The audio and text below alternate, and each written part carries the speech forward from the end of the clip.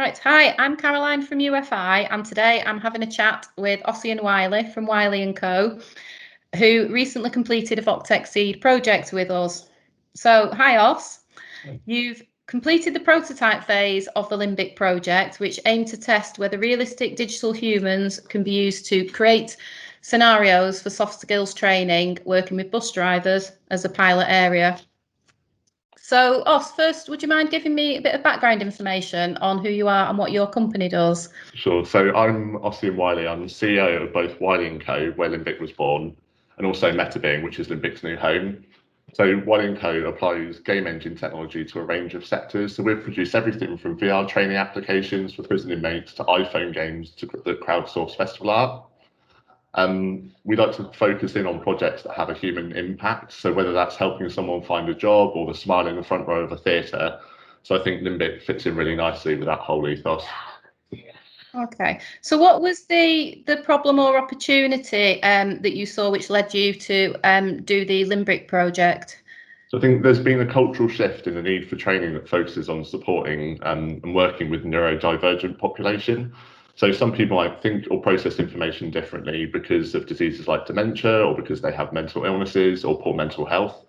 So any employee interacting with other humans on a daily basis, so that's most of us, needs to be able to build understanding around these conditions and empathise. But traditional e-learning tends to fall short because you don't build an emotional connection with the content. And role play is great, but it's expensive and logistically difficult to deliver to large numbers of people. So mishandling of those kinds of situations can lead to a real loss of confidence, high staff turnover, and bad press for the company involved. Okay, so how does the Limbic project tackle those issues? So we use digital humans, which are really high quality digital avatars, to help learners make that emotional connection. So a typical learner journey would take a learner to recognise the signs of a mental condition like dementia, build understanding and empathy with one of our digital characters, and then practice techniques for effective communication using interactive real life scenarios. Our goal was really to develop a cost-effective production pipeline so that that creates a low barrier to entry from a cost point of view for employers. So we're able to reach those working in roles that are often underrepresented or those that would traditionally have limited investment in training. Okay, so you mentioned about the human element and building confidence. So is confidence the only change you wanted to see in the learners, or is there more to it than that? I think overall we want to see a reduction in workplace incidents involving neurodivergent people. And I think building up staff knowledge and their skills will result in better morale for them. So hopefully a reduction in staff turnover and also an improved public image for the employer as well. Right, so the benefit is for the employer as well as the individuals. For both, yeah.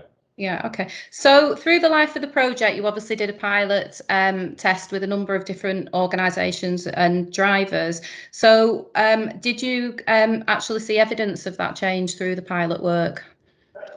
If I'm totally honest, no. Yeah, I think these things, it takes a while for the true impact of these things to manifest. So at the moment, we're currently specifying larger scale proofs of concept with a number of operators. Yeah. And we're at too early a stage to have really kind of seen that stuff come through. However, the early signs are really good. Direct feedback from the industry working group that we've created has been exceptionally positive. And we're also really keen to make sure we're measuring impact properly as we progress. So making sure we have control groups and standardized data structures. And we've also been exploring emerging frameworks for definitions offered by organisations like IRIS and Nesta. Okay. So when you worked with the employers, you say you've had some positive feedback. Were there any sort of unforeseen barriers or issues that you came across? I think we struggled a little bit with,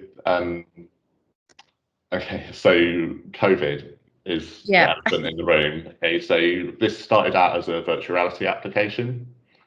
And through discussion with, I think this has actually turned out one of those, like, it's been a good positive thing as well, where we've had to pivot, we've had to look at other ways of deploying the technology because putting a face mask on lots of people in unison in a COVID environment is not particularly hygienic.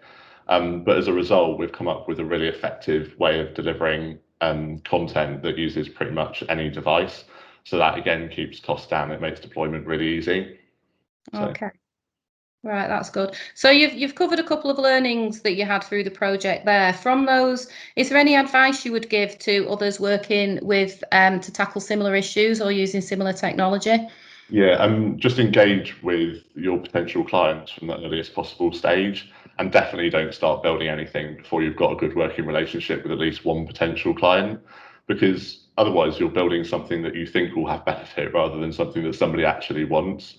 And ultimately, when we got to the end of the project, because we'd spent all this time really understanding our clients and their needs, and because they'd spent time providing input, they really kind of understood us as well. So progressing those conversations to proofs of concept was really, really easy.